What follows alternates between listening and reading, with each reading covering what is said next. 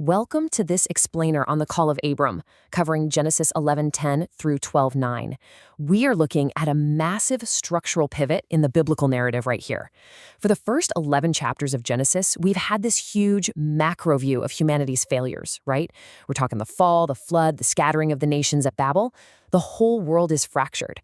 But then, right here, the text does something brilliant.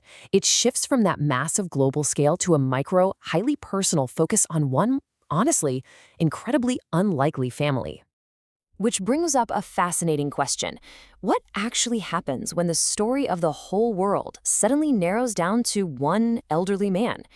It's kind of like a cinematic zoom. After chapters of cosmic creation and global floods and 70 nations scattering, the narrative just bypasses all those massive empires and kingdoms. It pans all the way down to ancient Mesopotamia and lands right on this one guy. And literally everything from this point forward, the rest of Genesis, the entire Old Testament, the whole biblical narrative, it all flows entirely from what God says to this one individual. Section 1, the funnel to one family. Let's look at how the genealogies at the very end of Genesis 11 actually do the heavy structural work here. They literally funnel our focus. Before the flood, you had lifespans stretching well past 9 centuries. Just massive, massive numbers. But as we trace Shem's line, watch those numbers absolutely plummet. They drop to 200, then 150, then 140. The world is rapidly contracting down to a man named Terah. And what's interesting about Terah is he actually starts a journey toward Canaan, but he stops halfway and just settles down in Haran. He started something he didn't finish, and that is the exact family history Abram is stepping out of. And then, the text drops this one detail, and it hits like a ton of bricks. But Sarai was barren. She had no child. Think about it.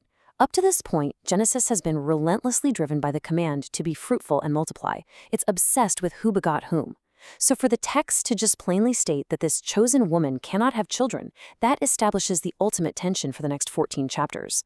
The entire future of the story is suddenly hanging by a thread that honestly seems practically non-existent. Section 2, leaving everything behind. Out of nowhere, God's command to Abram arrives, and the severity of it just escalates instantly. God doesn't give Abram a resume, there's no list of his righteous qualifications, just a demand for total surrender across 3 concentric circles of his life. First, leave your country, your nation. Second, leave your family, your extended clan. And third, the absolute hardest, leave your father's house. In the ancient world, your father's house was your innermost circle of security. It was your identity, your economic survival, your entire social safety net. God is asking Abram to systematically strip away literally every single layer of human security he has. And what exactly is he trading all that security for? Just this, to a land that I will show you. That's it. God doesn't hand him a map. There are no GPS coordinates. Abram has to abandon absolutely everything he has ever known for a destination that's only going to be revealed as he goes.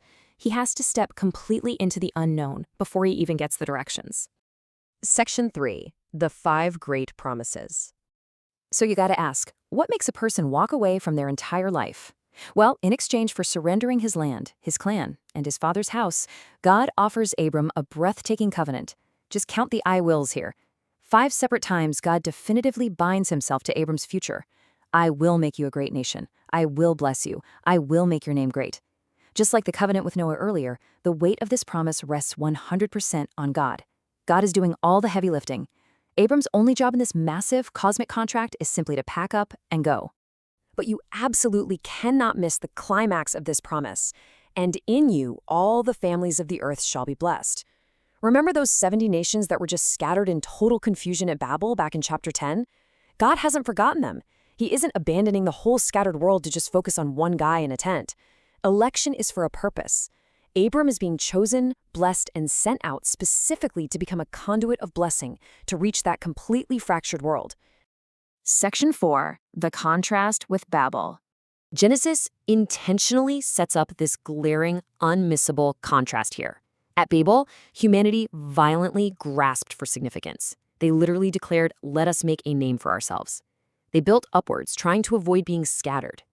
But then God speaks to Abram and says, "I will make your name great." Think about that. The exact thing that humanity desperately tried to seize through pure human effort, God freely gives as a gift of grace to a man willing to walk away from everything. Babel gathered in arrogance, Abram goes out in faith to bless the scattered. Section 5. The tension of faith. So how does Abram respond? The text just plainly says, "So Abram departed as the Lord had spoken to him." No negotiation, no pushback. He just goes. But wait, consider this detail. Abram was 75 years old. 75!